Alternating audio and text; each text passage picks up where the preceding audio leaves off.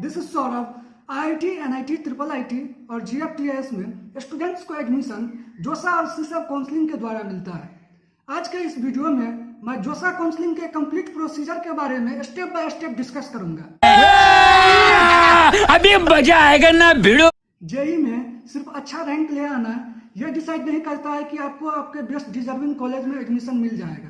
कई बार स्टूडेंट्स बहुत ही अच्छा स्कोर करते हैं, लेकिन उनका काउंसलिंग प्रोसीजर सही से मालूम नहीं होने के कारण उनको उस रैंक पे जो बेस्ट डिजर्विंग कॉलेज मिलने वाला था वो उनको नहीं मिल पाता है।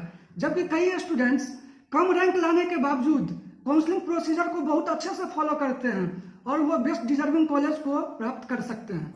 ये बड़ी अच्छी बात कही आप। तो आप लोगों को ये तो जरूर पता चल गया होगा कि जोसा काउंसलिंग कितना ज्यादा इंपॉर्टेंट है। तो आज के इस वीडियो में स्टेप बाय स्टेप जोसा काउंसलिंग के थ्रू एडमिशन मिलने के कंप्लीट प्रोसीजर को देखेंगे। चैनल पे नए हैं तो चैनल को सब्सक्राइब कर ले और ऐसे ही हेल्पफुल कंटेंट के लिए बेल नोटिफिकेशन को जरूर ऑन कर ले। ये तो करो ना भाई, क्यों नहीं कर रहे। सबसे पहले बात करते हैं जोसा काउंसलिंग स्टार्ट कब होता है।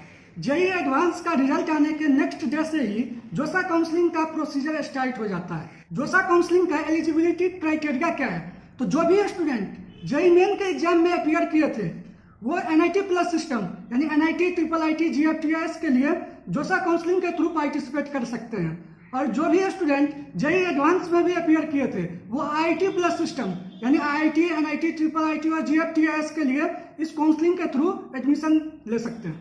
बहुत स्टूडेंट्स इस कंफ्यूजन में है कि पहले जो बोर्ड के लिए क्राइटेरिया था कि बोर्ड में 75% या टॉप 20 परसेंटाइल में आना कंपलसरी है, तो यह क्राइटेरिया अभी है या नहीं, तो फिलहाल के लिए इस क्राइटेरिया को रिमूव कर दिया गया है। तो जोसा का काउंसलिंग हम लोग स्टार्ट कैसे करेंगे, तो देखिए जब जेईई एडवांस का रिजल्ट आ जाएगा तो उसके बाद जोसा के ऑफिशियल वेबसाइट पे हम लोगों को जाना है। वहां से अपने एप्लीकेशन नंबर के थ्रू लॉगिन करना है और वहां से अपना रजिस्ट्रेशन प्रोसेस जो है वो स्टार्ट हो जाएगा। तो आप लोगों को मैं बता दूं कि जोसा काउंसलिंग में रजिस्ट्रेशन फी कुछ भी नहीं लगता है स्टार्टिंग में। रजिस्ट्रेशन के बाद नेक्स्ट स्टेप है चॉइस फिलिंग, और काउंसलिंग का ये सबसे इंपॉर्टेंट स्टेप है। चॉइस फिलिंग में हम अपने प्रेफरेंस के हिसाब से कॉलेज को सिलेक्ट करते हैं।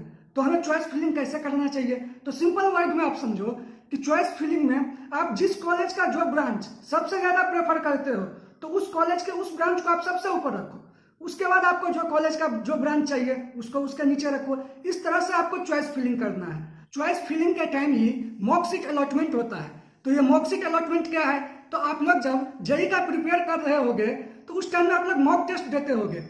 तो मॉक टेस्ट के जैसा ही ये मॉक सीट अलॉटमेंट है, जिसके थ्रू स्टूडेंट को यह पता चल जाता है कि उसने जो प्रेफरेंस ऑर्डर दिया है चॉइस फिलिंग में उसके हिसाब से उसको किस कॉलेज में एडमिशन मिल सकता है। तो मॉक सीट अलॉटमेंट का यह बेनिफिट है, यदि आपके चॉइस फिलिंग में आपके प्रेफरेंस के हिसाब से कुछ उल्टा पुल्टा हो गया है तो मॉक सीट अलॉटमेंट के थ्रू आप उस प्रेफरेंस ऑर्डर को फिर से चेंज कर सकते हैं और लास्ट में आपको चॉइस जो फिल किए हैं उसको लॉक करना पड़ता है। चॉइस लॉक करने के बाद सीट अलॉटमेंट रिजल्ट आता है। तो आपको काउंसलिंग में तब तक पार्टिसिपेट करते रहना है जब तक आपका सीट फाइनल नहीं हो जाता। जोसा का काउंसलिंग 6 राउंड तक होता है। सपोज करो किसी राउंड में आपको कोई सीट मिल गया तो उसके बाद आपके पास 3 ऑप्शन रहता है, फ्रीज, फ्लोट और स्लाइड का। फ्रीज का मतलब हुआ आप उस सीट से सेटिस्फाइड हो और आप वहीं पे एडमिशन लेना चाहते हो तो आप फ्रीज कर दो और काउंसलिंग से आउट हो जाओ। नेक्स्ट है फ्लोट। इसमें क्या होता है, आप वो सीट तो ले रहे हो लेकिन आप आगे भी काउंसलिंग में पार्टिसिपेट कर रहे हो। यदि आपको उससे अच्छा कोई आपके प्रेफरेंस का सीट मिलेगा तो आप उस सीट को बुक कर लोगे। नेक्स्ट है स्लाइड। बहुत सारे स्टूडेंट्स को किसी पर्टिकुलर कॉलेज में ही जाना रहता है। तो स्लाइड में क्या होता है, आपका कॉलेज नहीं चेंज होगा आगे काउंसलिंग में, आप सेम ही कॉलेज में एडमिशन लेना चाहते हो, लेकिन आपको यदि ऑप्शन मिले तो आप काउंसलिंग में पार्टिसिपेट करके आप अपने ब्रांच को अपग्रेड करवा सकते हो सेम कॉलेज में। तो वो हो गया स्लाइड का मतलब। नेक्स्ट स्टेप है डॉक्यूमेंट सबमिशन का। मेरे इस चैनल पे कौन कौन सा डॉक्यूमेंट रिक्वायर्ड होता है जोसा के काउंसलिंग में, इसके लिए एक वीडियो ऑलरेडी बना हुआ है। तो आप यदि उस वीडियो को नहीं देखे हो तो मैं डिस्क्रिप्शन बॉक्स में उसका लिंक दे दूंगा, आप वहां से उस वीडियो को जरूर देखना, जिससे कि आपको वो वीडियो देखने के बाद डॉक्यूमेंट से रिलेटेड कोई भी डाउट नहीं रहेगा। ये बड़ी अच्छी बात कही आप। सीट बुक करने के बाद आपको फी पेमेंट करना रहता है। तो यदि आप SC और ST कैटेगरी से हो तो आपको 15,000 पे करना पड़ेगा, और यदि आप EWS, OBC, जनरल कैटेगरी से हो तो आपको 35,000 पेमेंट करना पड़ेगा, जो कि आगे जाकर के आपके सेमेस्टर के फी में मैनेज कर लिया जाएगा। सीट एक्सेप्टेंस फी पेमेंट करने के बाद नेक्स्ट स्टेप है डॉक्यूमेंट वेरिफिकेशन का। जो भी डॉक्यूमेंट सबमिट किए थे उसको वेरीफाई किया जाता है, फिर डॉक्यूमेंट वेरिफिकेशन का रिजल्ट आता है और हमारा जो फाइनल एडमिशन रहता है वो हो जाता है। एडमिशन मिलते ही admission letter, seat acceptance letter और डॉक्यूमेंट वेरिफिकेशन लेटर आपको प्रोवाइड किया जाएगा। तो इन तीनों लेटर्स को आप डाउनलोड करके अपने पास रख लेना, जिससे कि जब आप कॉलेज जाओगे तो वहां पे आपको उस लेटर्स का जरूरत पड़ेगा।